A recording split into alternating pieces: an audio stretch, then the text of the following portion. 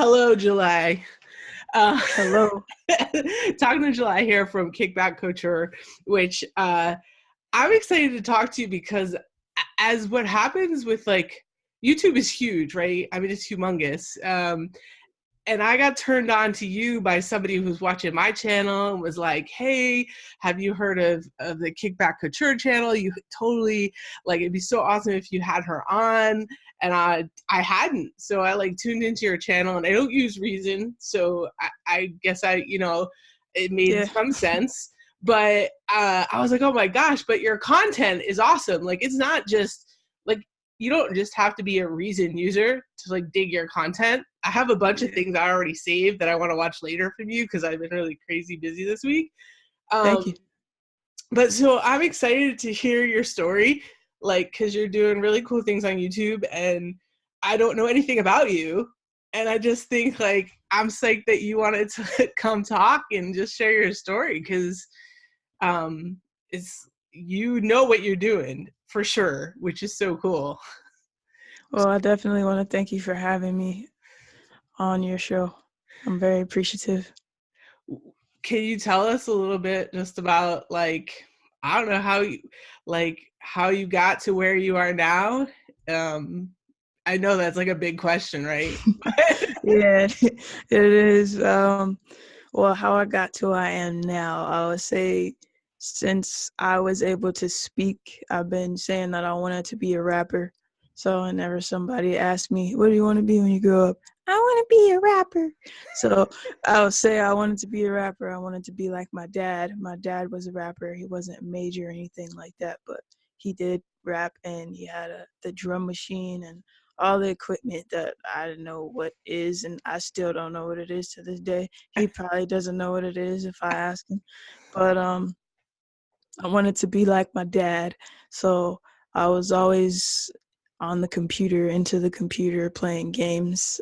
Didn't really socialize. I was the only child, didn't have siblings, so I ended up with this like computer app. It was like Magic's Music Maker. It was terrible. Um, I was trying to make beats on it. Didn't work at all. That's how bad the software was back then. I guess they hadn't heard of debugging software before release. So it's like a PC software or something? Yeah, Okay. something Magic's Music Maker. I think they still make software now, but obviously there's bigger and better things, so nobody knows or cares. Okay. Um, I tried, didn't work out. I stopped. I kept rapping to like beats on the internet, just whatever I could find. Usually like Jaleel beats, holla at me. That was like some of the first instrumentals you would find. It was before like the YouTube era started kicking off and everybody was uploading beats to YouTube. It was before all that. So it's weird because I'm so young, but I'm old enough to have been here before the .com era actually like Huh. took off. Uh-huh. So that, and I used to put my raps up on a forum called My 16 Bars. Okay. That no longer exists. So I would interact with other people online and rap on there. Um, Eventually, I got my first job, and that was in high school, freshman year. I bought Reason 5, which is what one of my friends was using. Actually, I got the cracked version of Reason 5, not gonna lie.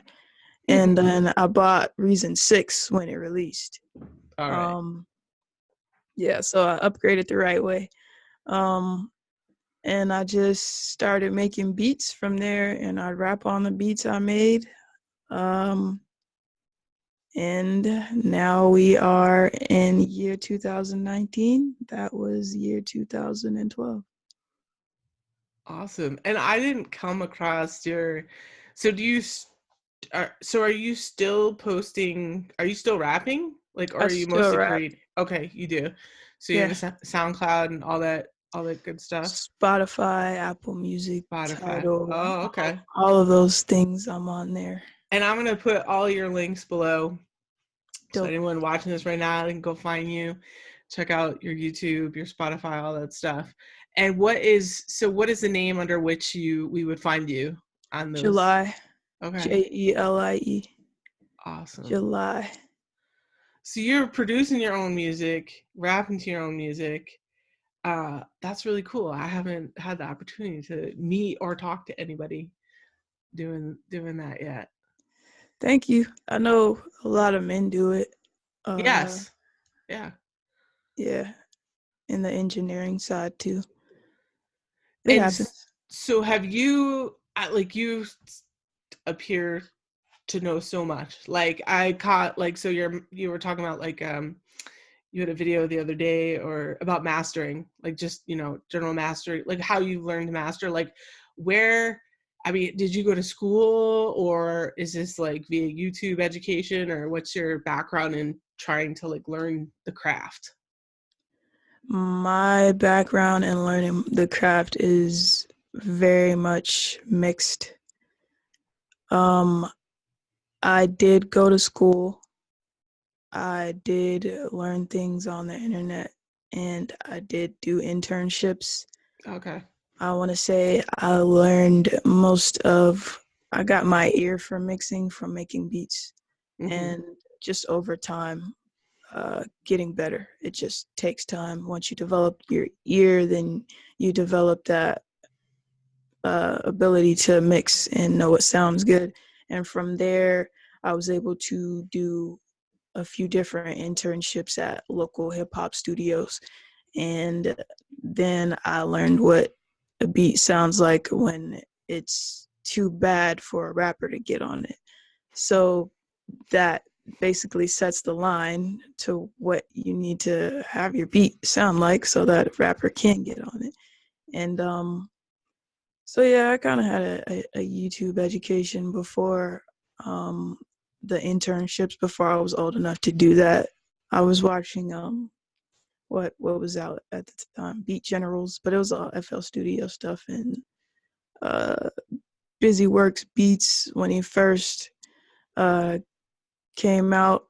I don't watch it much anymore because I don't want to like steal anyone's teaching style or content ideas. I rarely watch YouTube. I don't watch YouTube tutorials because of that.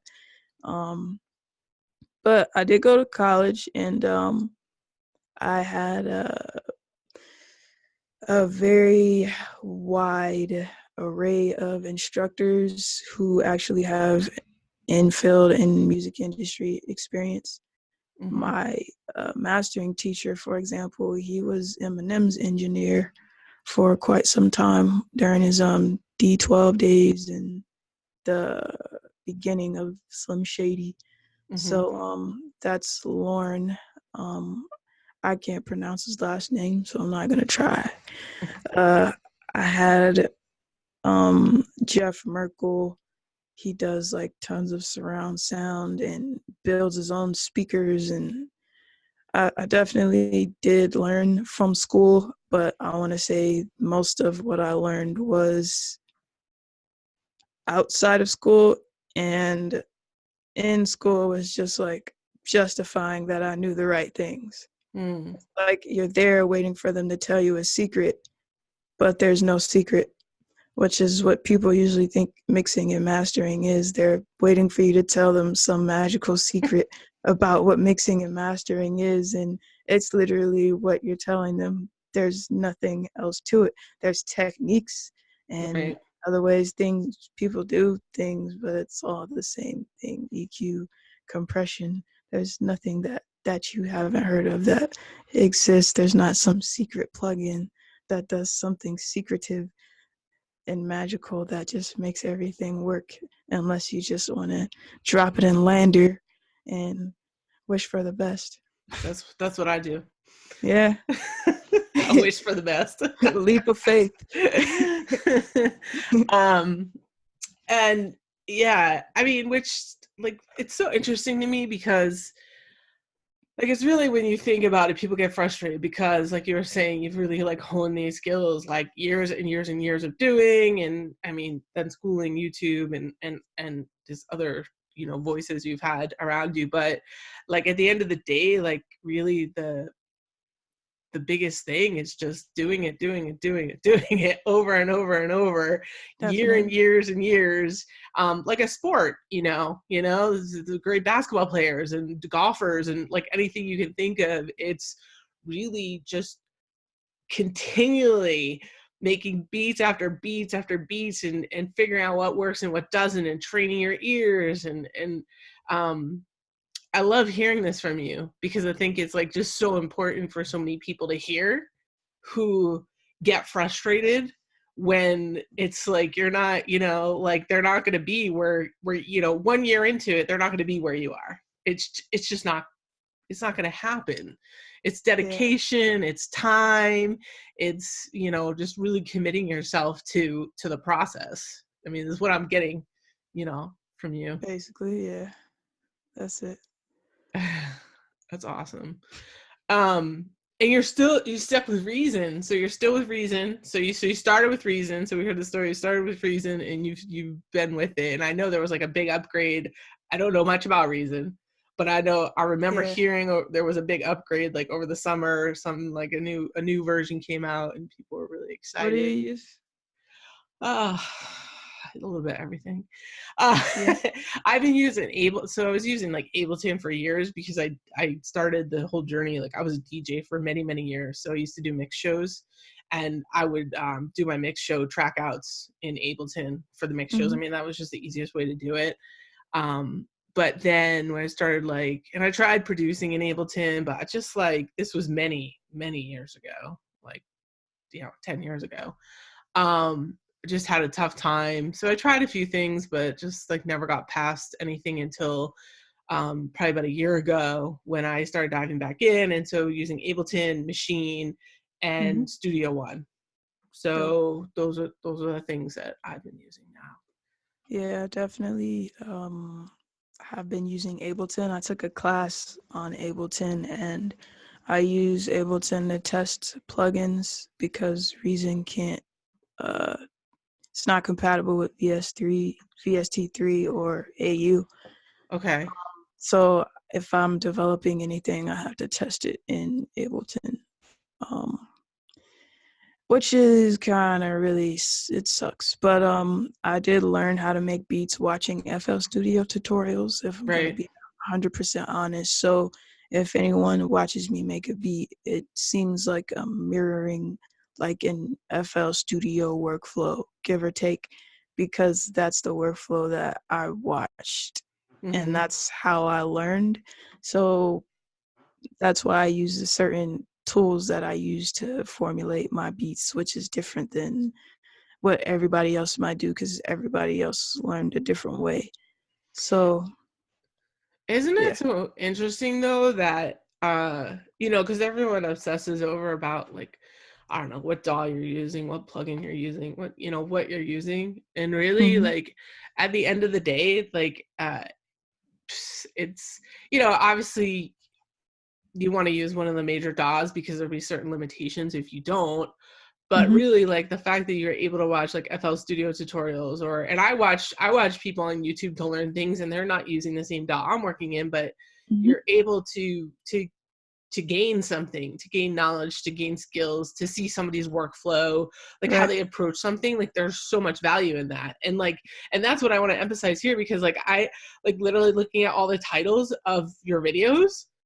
I'm like, oh my gosh, like I didn't find you because I probably wasn't, like searching maybe for reasons specifically, unfortunately. But like now that I found you now, there are so many videos you have that I know are going to greatly benefit me and other people. Hopefully you'll go follow Jelie's channel too, because there's just like a lot there. It's awesome. Yeah, thank you. You're welcome. I think it comes from having to dabble into so many different topics within audio itself. So I did learn how to use Pro Tools in college. Okay. I did take the Ableton class, and you mentioned ear training. Not only was I like required to be classically trained in terms of music theory and intervals and being able to hear the difference between a perfect fifth and a perfect fourth and a minor third and all of those things, in addition to being able to tell the difference between a 250 hertz signal versus a 4K versus an 8K, all that crazy stuff that seems like, if I'm talking about it to a regular person, it sounds like physics. Like, why are you talking about sine waves? We're not in physics class. And I'm like, I mean, we don't talk about sine waves in physics. What do you mean? So it's a deep dive, and I definitely had to go far left in order to know everything I know about what's right here in the center, which is this thing we love called music. That's awesome. What are you doing this 100% of the time, in terms of like just music in general, or are you okay? I am now. I Awesome. graduate from college actually with my bachelor's in, it's a bachelor's of science in recording arts and a minor in music business. I'll graduate on the next Saturday. Awesome. Yeah, and I am, Congratulations. thank you. And I'm now going to be able to run Kickback Couture full time, so there'll be a lot more coming out. Okay. That's awesome. And I'm sure I'm not the only one that feels this way right now. Like there are people who be so envious of like your story. Like you got into this early because like you had your dad, you know, was an influence because he had like the beat machines and stuff, and you know, just really found something that you were passionate about and you wanted to pursue, and you've taken all the steps to just learn and do what it is that like you know you want to do. And so many of us, and I say this because I feel like so many of us, it takes us a while to get there, or you know, whatever. For me, like my parents always wanted me to have like a profession that was something, like I was the first one to go to college, so it was like they wanted me to be like a doctor, a lawyer, or like I don't, you know, something. So I always felt like this pressure, like okay, like I can't, even though I love music and I started music at like 13, like it wasn't something that was like a job, because there was no way I was going to be able to make a job of it. And I'm a lot Mm-hmm. older than you, but so I think, you know, that has part of some of it too. But like, so it's just like this frustration because it felt like the pressure, like, well, I can't pursue music because I, you know, I'm going to go to college and I need to do some, you know, I need to pursue some sort of profession where I can make money and support myself, you know, in the stereotypical like way. And in that sense, it's like kept me somewhat from my passions, although I wouldn't like do it a different way because this is how it happened for whatever reason, you know, like, so I'm thankful Yeah. for it and I'm grateful.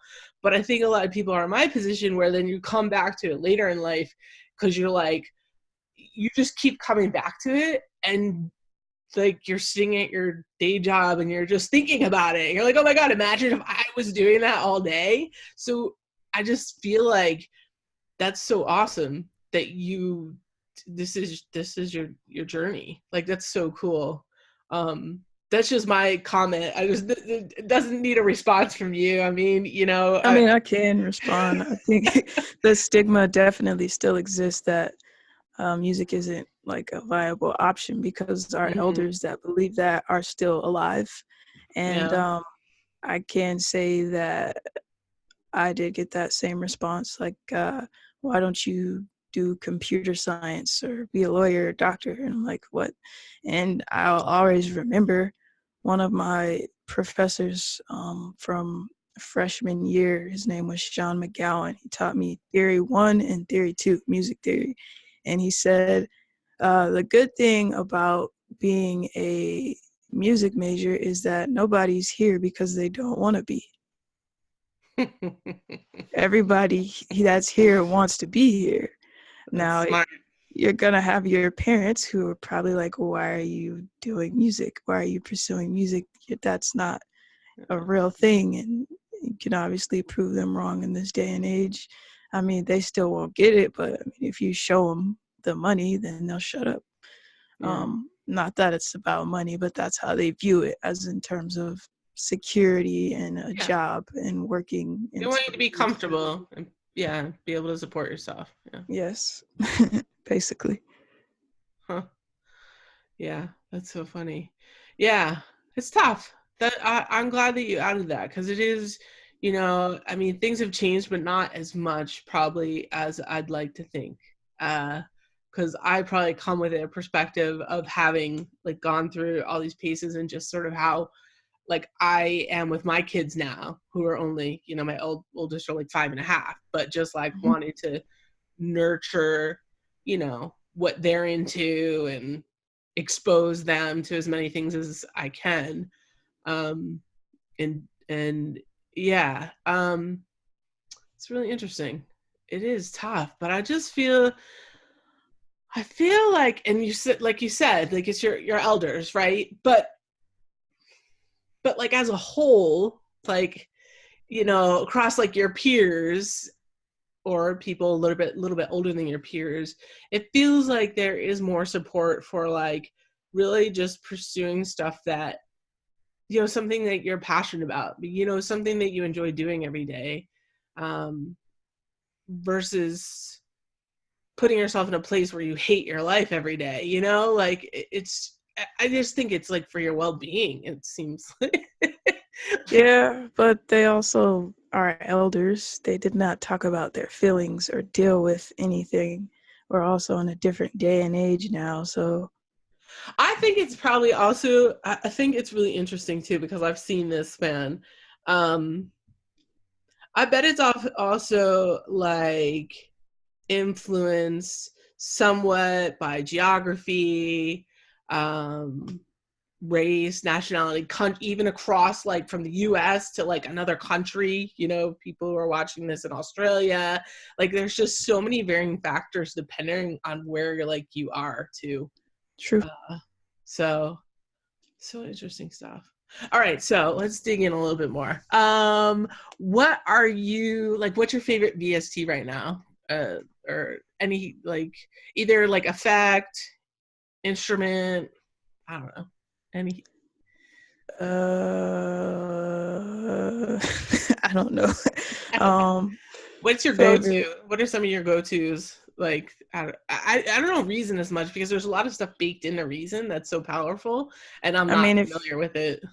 if you say VST, I'll never say a rack extension is my favorite. I'm not gonna lie. There's just so much that's not a rack extension that's not really a possibility. I think my favorite VST is the Fab Filter Pro Q, Okay. the EQ. Mm-hmm. And in terms of an instrument, my favorite may be that always varies because I just grab anything. I can't say I have a go-to. I kind of just find sounds I like. And that's what moves you is just going through the sounds and Or I'll make them from scratch. Yeah, synthesize them myself. Yeah, I can't really pick a single synthesizer. That's difficult. This is good. I love this because it's not like, and like the fact that you're like, I'll design something myself. So it's nice that like your emphasis isn't on like a particular synth, but just going for the sound that you're The tone. Yeah. tone. That's and I think that's what really. I'd love to be in that place, but I'm not. I'm like a preset person. I'm just like going through all the presets. Yeah, nothing wrong with that. I still do that. But it must help you just drive the direction of like what in your head, what you want to create versus like sometimes letting the instrument or the sound. I mean, I guess it's all a creative process, so it depends how you want to approach it in the end anyway. But yeah, for sure. Definitely adds to my sound as a whole that I can design my own sounds because, I mean, given that there's only so much you can do with a synth, give or take, nobody is necessarily going to ever design that same preset. So it is mine. If that makes sense. Cool. Do you are you So right now, like, are you in the process? Because forgive me, because I'm not. I just got turned on to you, so I don't know everything. Are No you in the worries. process of like working on an album? Is that something you're working on now? Have you just put one out, or how is your music process like? Uh, music making process like work right now? Are you working towards like making a song that you're gonna write lyrics to? Do you have the lyrics? Like, I just asked a lot of questions, but No worries. Basically, I'm all over the place because of school. Um, I'm glad that I did decide to go to school, but it has taken me away from music, which is ironic because it's a recording arts major. Uh, it's just uh, not that I'm always able to focus on my own. I can't focus on the things that I want to focus on. I have to follow the curriculum. So that's kind of what I'm working on now, finishing up finals and projects. However, I do have a lot of beats that I want to write to. And I put out a project this past October called H Virus, and that is on all streaming platforms. Working on U Virus, the follow up to H Virus, spelling out the Thug Life. So THUGLIFE, the H you gave little infants, F's everybody. And once I finish that, I'll do an album. I'm also producing for a few artists out here, local artists that I want to go up and create a sound with. So a lot. yes. So you're in Colorado, I think you said. So you're out Yeah, that way. Denver, How Colorado. and what's the scene like there? I mean, in terms of that's awesome. So like obviously networking, meeting people, producing, like how does that come about? How I mean, what's the main way that you meet people? Is it through school or through some of your internships or social media? Uh, Worst thing about school is that uh, I'm like the only rapper. So I did a practice ensemble class, basically practice performance, teaching performance techniques. But the instructors, they know instruments and they know voice. Huh. There's nobody who raps. So I was the only rapper, and everybody's just in awe, and they're like, "You're so great." And I'm like, am I really that great, or you just never seen a rapper before? So that, and although it's more, I want to say, like rock pop driven at my school, Okay. it's still a good community, and songwriting is songwriting at the end of the day. Mm-hmm. As far as the hip hop scene out here, it is really small, the local hip hop scene. Um, I have realized I get much more support outside of my Okay. area than I do at home. Um, Here, it's as if you perform and everyone just stares at you. Whereas if I perform in Austin, Texas, or Atlanta, everybody's actually, they support their artists, they support their own, and they support other people's artists. I've noticed a lot more love everywhere else, and the rap scene out here is like dog eat dog. Nobody wants anybody to win because nobody's technically ever made it out of Denver. Hmm. So everybody wants to be the first one to win.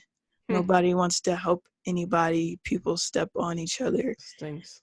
And there's not much room to grow here if people don't like you or they're intimidated by you. I'm Mm. one of those people that intimidate people, not on purpose, just my natural stature. So I can't follow a path that was already blazed Mm-hmm. before. I have to create my own.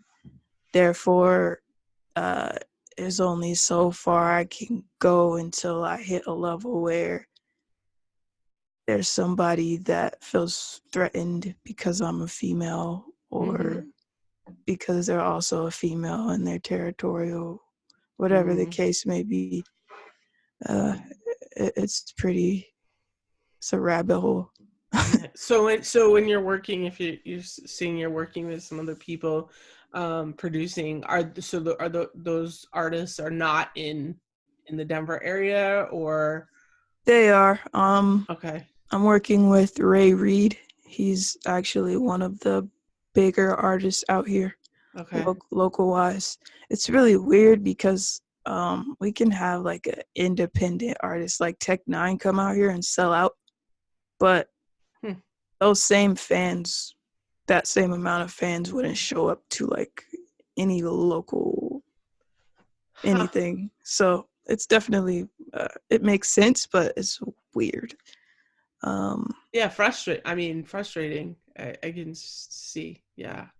Yeah, I'm gonna move eventually. Where do you think you'll head to? I don't know. I love Atlanta.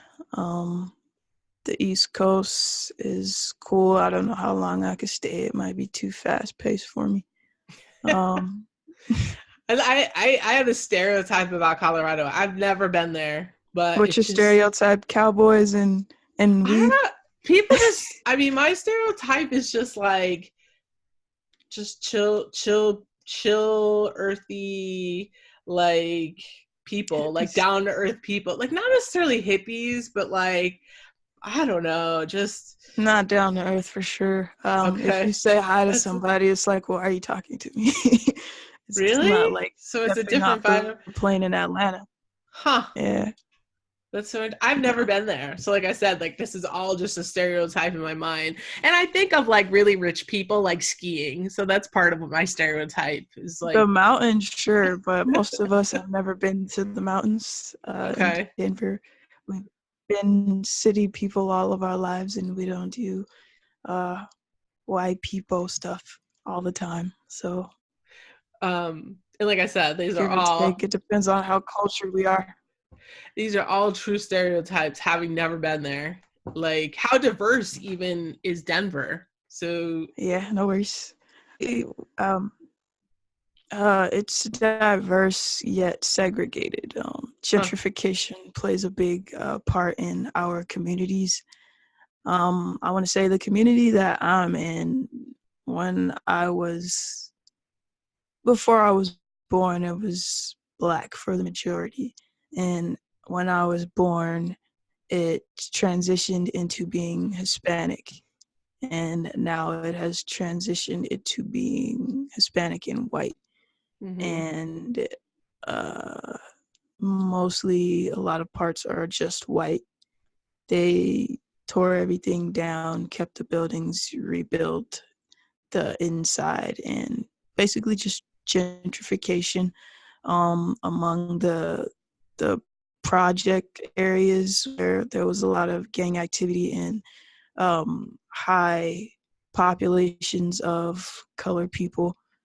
I'm not sure where they are now because I don't see them anywhere. I'm like, where are my people at? But Hmm. um, I don't know. It just it. I want to say I'm the only black woman graduating from my major, and I think the only black person in general graduating from CU in my major. Um, as far as the neighborhood that I'm in, I want to say it's mostly Hispanic, but I have to commute about 15 miles to get to school every day. Mm-hmm. And that area is white for the majority. Hmm. I can see how that, like, because you start talking about culture, so I can see how that definitely, if you're a rapper like that, that really is detrimental to just the general, like, yeah, your existence as a rapper in that area. So being forced to move, which is huh, this is all very interesting stuff. We definitely have a population that supports hip hop. They just Right. don't come out to local events. Like I Yeah. said, Tech Nine could come sell out. Jay-Z has sold out. Kendrick Lamar will sell out. Beyonce, anybody could come and sell out the Pepsi Center, given that they stop here because Mm-hmm. we are an island city, an island destination. But there's no support for any type of local music unless maybe you're a bluegrass band. Mm. Yeah. Hmm. But it's cool that like with the internet and I mean just like social media and all this stuff now, like you have to think like how this really just lends to opportunity as well, like for you to branch out and be exposed to like other people, whether they be women or men or just like different hip-hop scenes and different music. Yeah, So for sure. that's I cool. definitely have a lot of friends of every ethnicity. I love my white friends. I love my Asian friends, my Hispanic, Latina, Mexican friends, and everything in between and far beyond. Even though we didn't grow up in the same parts due to not necessarily racial segregation, but class more so. We definitely have bonded through music or whatever our means may be, even if we're not music majors and we just happen to like the same type of food. Uh, it's life. You are well smart beyond your years, like because you're just graduating college. I know you're not that old. I won't ask you your age, but so 21. I'll be uh, 22 in June. you're smart, man. I like this Thank you. yeah, no, for sure. Like I don't think when I was 21 I understood myself like that well or was able to hold conversations about some of these topics. So good for you. Those elders around you must have been pretty Uh, good. Must all be I good had elders. was myself, and my mom and dad were drug dealers, so I just got lucky. Oh, man, good for you. That's Thank you. good for you. Um, wow, like so powerful. And I can't believe you're graduating like next week. It's crazy. Like, how excited are you? I just want to sleep in my bed and just shut down for a couple weeks before I come out. You Um, know, what you were saying about I was asking about your own music and then talking about how for school, like you have so many other things you have to do. It's not your own thing. mhm. That does sound tough. I mean, that sounds like akin to me having to work my full-time job and all I'm thinking about is the music I want to make. But like yeah, I mean, I like you get to sleep a few weeks and then you're probably just going to go crazy like doing everything you've been wanting to do for it's Pretty much. It's like this stereotype. They say you're not gonna know what you're gonna do with your time after you graduate. I'm like, you have no idea. I know exactly what I'm gonna do. yeah. So yeah, I'm ready. I can't say that I'm excited. Maybe it just hasn't sunk in yet. I definitely still have finals to take, Okay. so I'm not done. I Keep wish. studying. Is a lot of Yeah. this stuff like I don't know anything about music school, so based on what you're talking about, like there's probably some like tests and like written stuff, but also some performance related things too. Is that like do they do that for finals? It depends on the track. I was a non-audition track because there's nobody to judge me for rapping. Okay. It's like voice instrument based if you audition. So I'm non-audition recording arts track.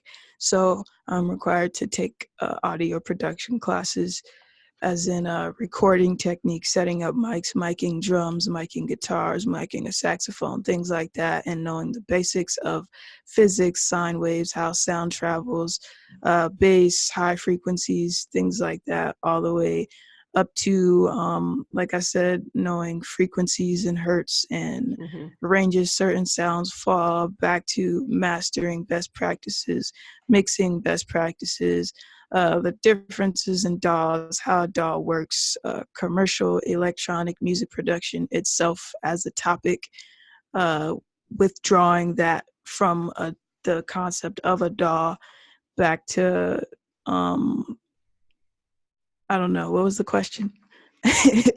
If It's you so much. if your exams were going to be like written, like you have to like Right, the study the performance part. stuff That's what or it's you like. have to like physically like show up and do a piece or something. Yeah. No, it depends on the class. So like that's what I was Yeah. trying to get at. The Yeah. performance part, I was only required to take 2 performance ensemble classes. And I'm glad that's over with All because right. that's not what I was trying to go to school for. Got Um it. I do have projects. So sometimes the projects could be a mixing project or a mastering project, Okay. which is kind of like going to school for painting and getting graded on your painting. Is it your own music that you can use on that stuff or You no? can sometimes, Mm-hmm. like some of the songs from my last project were actually school projects, and I had to just find a way to do both, or I wouldn't like care as much to fit the requirements, so Mm-hmm. that it was like a personal attachment. But sometimes they give you tracks that are from their repertoire, things that they had to mix years ago or Mm-hmm. master, that they probably shouldn't be, but so that we get the actual experience, Mm-hmm. they give us those materials to work with. So an example of that would be like senior seminar. We're actually able to pitch our own projects in that class, Hmm. but there were mixing projects. So for a senior seminar, one of my projects was to design a drum synthesis course, which I did Cool. that. And then last semester was to design a preset bank, which I did that, and other things in between there that were also added to my portfolio as a part of senior seminar the past year. Classes I have to take tests in are like the music business classes, where Mm-hmm. project isn't like necessarily tangible unless you have an artist. So music publishing, I'll have a final in. Jazz theory, I'll have a final in. Concert promotion, I will not have a final in because we did a hands-on project and That's cool. we set up a festival on campus. That's So we neat. just, yeah, we just wrote a review paper on it that was 8 pages, and that's our final project. What do you think about the music business classes? Do you think how do you feel like those classes prepare you potentially for the music business? That's a really broad question because it's like how yeah, I don't know. Do you feel like you're getting value from them? I do. Okay. I can say that if you want to know about the music business and you don't want to pay, I can give you my syllabus and I could tell you what books I was required to buy. Right, And right. but I will Yeah. say that it definitely thins out the noise for you and tells you what's real. Yeah. And There's so much. Go ahead. that's yes, that's a really good point because it's true. Like there's so much noise out there, even if you want to learn one little thing and you go on YouTube and you're searching and it's like, well, how do I know like What's real? yeah, like who to listen to and what's real and um so I think that's a really good point. And I think that's why like people have an emphasis on like paid courses and stuff, right? So like I look at all your videos and I'm just like, oh, there's so many, right? But if you had a paid course and I could just like you tell me like, okay, what's really like the biggest chunks here that I need to know, being willing to like pay for something like that because you're sort of parsing it down for me. Hmm. And that's with everything. So but that's cool. That's a good point. Lots of good points coming out here. Do you play an instrument? Piano. Okay. Um, that's it. Okay. Piano. I took piano 4 semesters, and I had private lessons 2 semesters. So that's basically piano 1, 2, 3, 4, and then 2 separate semesters of piano private lessons, and then sight reading and improvisation. And then the theory classes I had basically based on the piano because it's the easiest instrument to relate music theory to, Mm-hmm. unless you start with something else like guitar. And then ear training, heavily use of piano with practice, at least in terms of hearing intervals. It's just the most basic thing you could practice with. So piano. Wow, that's hardcore. Just listening to like how much piano you've done. That's awesome. Yeah, it's weird that all this piano and I can't necessarily like just start busting out and play something. But that's just because I had so many other things I had to focus on simultaneously. However, I do, once I graduate, plan on being able to just sit down and iron out what I am not good at. Right.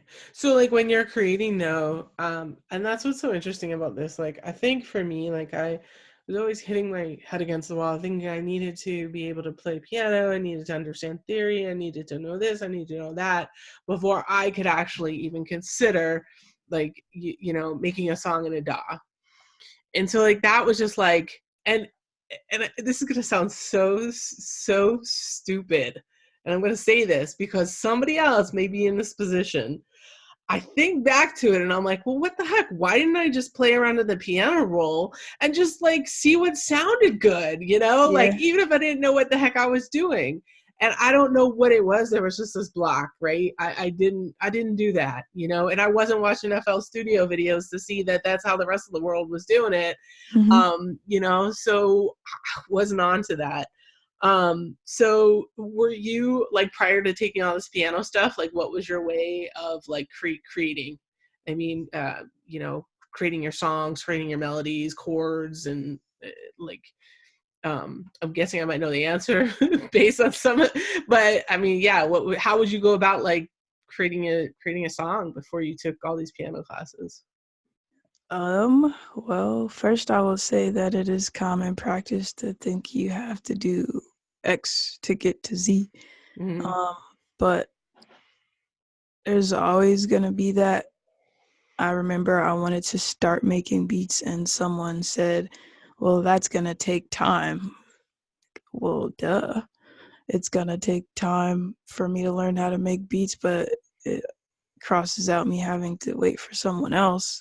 But basically, my first beat was going down the piano roll from C to B to A to G to F. Like it literally went down the major scale, all white keys. That was my first beat, and I remember exactly what it sounded like. I took music theory, my first music theory class in, I think, 12th grade, 11th grade, junior in high school. That was my first music theory class. But other than that, I was watching YouTube videos on how to do that. But prior, I would just do what sounded good. Honestly, I wasn't too caught up on what the notes sounded like. I did know that theory existed, and you should know that theory exists if you look to want to build some type of major presence, because everyone follows some scale. It's not Mm-hmm. like chromatic steps down jazz improvisation. It's not that, because unless you know how to formulate that, it's not going to sound good. Mm-hmm. So basically what sounds good, and I can say that I've heard people's beats that were not in any scale and it doesn't sound good. But as long as you're practicing and you do know what you're going for sound wise, Mm-hmm. reference wise, then just keep doing what you're doing. But don't tell someone you have the best beats ever if you're not ready. Yeah. And that's what's interesting. So for me, it wasn't until like a lot of some of this like technology came out where, and I think it's helping me learn, right? Because I've never like had the opportunity to take like a formal class, right? But if you look at tools like now, like VSTs, like Scalar, Mm-hmm. you know, where you, and even using machine with Smart Scale, like Mm-hmm. so just like doing it over and over. is almost like for me at least, a way of beginning to really learn, okay, so what notes are in the scale, how does it, I mean, it's not the full picture, right? It's still Right. limited, but it's a Still small counts. step. Yeah. It's still an instrument, And even just understanding like how to utilize scalar, and how to see like the piano roll in Studio One, like how to see, okay, like I'm in the scales, so like here's all the notes I can play, here's the ones I can't, like, and repetition and doing that, like sort of helping you learn a little bit. That's where I'm at, because I'm probably not going to be able to take the same courses you took. So You don't want to, honestly. I can tell you what books I got for every course if you want to know. I'll tell anybody. What book did you study for this? I studied this book. Go buy it. That's all you need to do. Read the book. You'll be fine. If you have questions, Google's great. And that's a really great, but here's like a great thing for your channel. I'm sure you've already like been there, thought about it, but you do have all this wealth to share with people now, and even in terms of like steering them towards like certain books or certain things that you came across during school and really helped you learn something that's now impacting how you make music. Like that's awesome. And you've had this amazing opportunity to go to school, regardless of what, I know you said like it's, been, it's not the end all be all. There's a lot of other influences you've had to help, bring you to where you are today musically. But, even just had the opportunity to go to school, a lot of people don't have that. So just bringing that into what you can offer and share with people is, it's pretty cool. So definitely, I will say that my instructors, having their experience, were able to shed a lot of knowledge upon me and my classmates, based upon the curriculum that they built, which was based upon what they actually experienced. right. So although it wasn't actual industry hands-on practice in the field out with the sharks in the ocean, bloody, we still were drilled in that manner. So I want to say we're definitely ready for the wolves. So advice coming off that. So advice for somebody who's, maybe in a similar space, like, just let's say starting out where you were maybe 5 years ago, like any advice, to somebody in that place. You made the decision to go to school. Like, I don't know, would you, like, what's your advice to somebody who's in high school right now and really like enjoys making music and wants to pursue that? But maybe it's not sure like in what format, like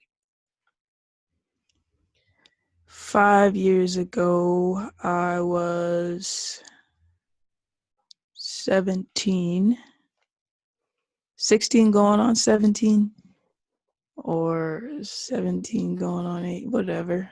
That age, I was a junior, and I wasn't obviously where I am now. Didn't know as much, wasn't as good. I would say do what feels best to you. If you're not, if you don't like school's not for you. Don't go to school just to go to school for music because you feel like you should go to school. I would figure out what courses you want to take in that school, email the professors, and say, hey, do you mind if I see the syllabus for this course? I'm considering taking it. Don't take the course if you don't want to go to school. Everything you need to know is in the syllabus, and go through the process of self-education. Teach yourself how to learn and teach yourself those concepts. Buy the books if you're into reading. If you're not into reading, find the person that will teach you hands-on. If you're not a hands-on person, then I don't know what to tell you, because that's what music is, basically. Unless, I don't know, unless you're just listening to it. But if this is your field, then either jump in it or figure out what you need to do in order to jump in it. There's no way around it other than to do it, but you don't have to go to school. You don't have to take a course if you don't want to. You can learn by ear. You can learn by sight. There's blind people who can play music. There's deaf people who can play music. There's always a way to get to that final destination that you have in mind, that end goal. So I would say figure out what your end goal is and work backwards from there, given what you want out of life and your personal limitations, if you have any. Like if you don't want to go to school, or you can't sit still, or you're not good with your hands, or you can't see the MIDI notes in the DAW, whatever it may be. Just start with your end goal and work backwards. And don't make yourself do anything that you really don't want to do to impress anybody. Do it for you. That's awesome. That's really good advice. You hit on something I wanted to ask about. I caught one of your videos where you were talking about having a vision impairment, and it was how to zoom in on an Apple, like into different things. And so has that?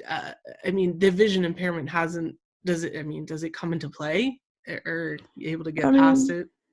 I don't know. I didn't know about it until it didn't matter anymore. If I didn't know about it younger, it might have been an issue because I knew. I just I do need glasses. I have I can't remember what it's called. Doesn't matter. That's how much it doesn't matter. One of my eyes doesn't focus. So I don't know why I can't think of the name. One of my eyes doesn't focus, but I haven't had too much of an issue with it. I just wear my glasses in class and when I drive, and when I'm off camera, I'll wear my glasses. I don't wear them on camera because the glare in my eyes from the lights. But no, I haven't had an issue with it. I do fine. I'm not like here see all blind and shouldn't be doing anything, but all right. I didn't know.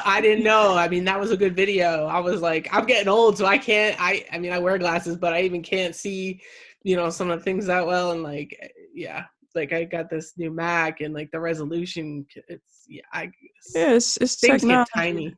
Yeah, they do things so that everybody can access it. Everything is accessible to everyone, no matter what disability you have. That's why Braille exists.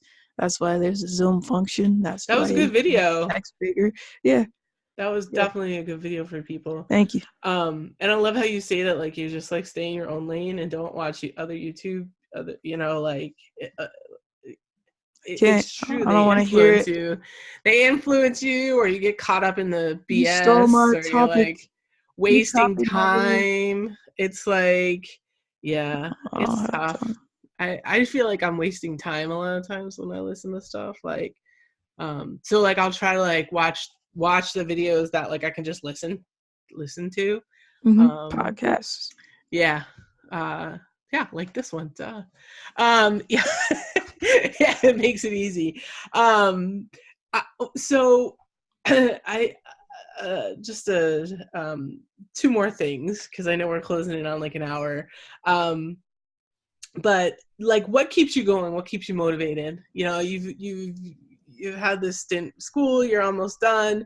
Like on the days when you're just like, I don't know, I just want to like take a nap, but like, what keeps you going with music? Discipline keeps me going with music. On those days where I'm not motivated, there's no way to find motivation. I just know that if I stop, then I lose momentum. Whereas if I keep going, it may not be the best output, but I didn't lose my tracking and I don't have to start all over. That is a fine piece of fine piece of information for people, for sure. You are like, it's like kills me. Like I talk to these like, you know, younger people, and I'm just like, wow, like people who are younger like are so much smarter than I feel like I was when I was your age. You know, and maybe it's like hindsight, but like just the things that you have to say. So I just like awesome. I'm really happy to have you in this conversation, in this chat, sharing this with people. So where do you want to be in like 5 years from now? Like what would your goal be for like 5 years from now? Where can you see yourself? I've said a lot of different things. Like it depends on what direction I go. I said I wanted to work with Propellerhead at some point as a software developer, and I said maybe one day I'd be the next CEO.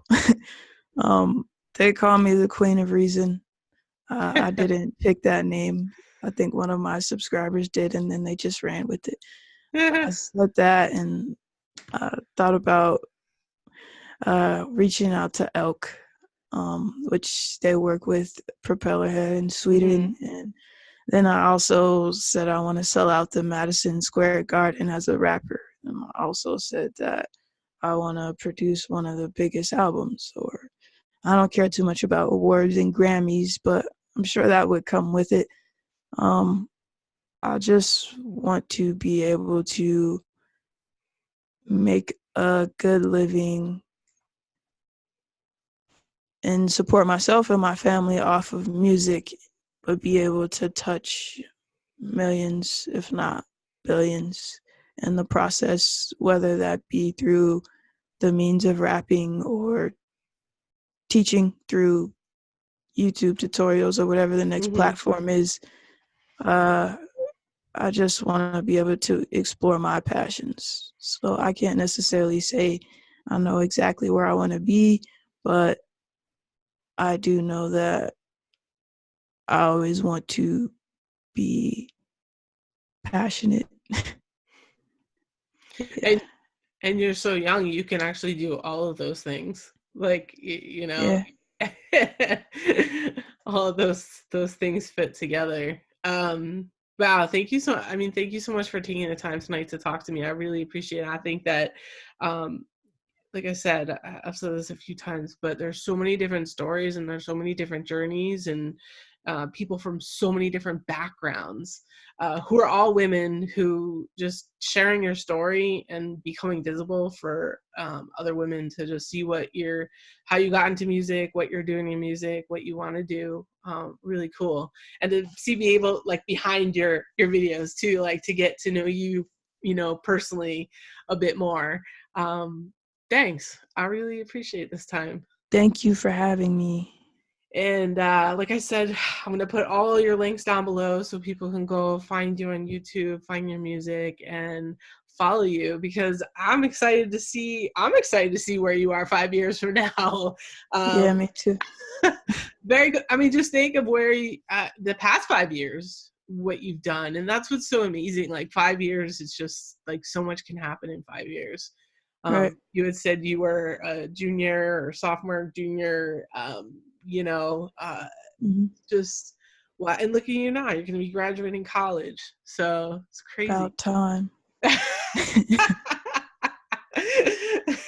Well, congrats. Cause it's like, I know it's hard work. It's a lot of hard work and dedication. And, you know, not a lot of people are able to do something like that and to stick with it. So, and especially, you know, sounds like from your background, this is a big accomplishment. So I hope best 4 years of my life. I hope that you do have some family around you and you're gonna be able to celebrate with your family and your friends, and you know, we shall see.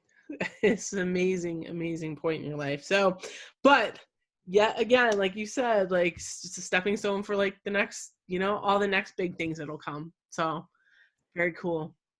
Yes. Well, Jelie, have a good night. And you as well. Thank you so much. And yeah, cool. It's like, it's so hard ending these things. Like I always feel this way every time, because I'm just like, I could keep talking to you and We could always do a part 2. Yeah, there's lots of part 2s coming.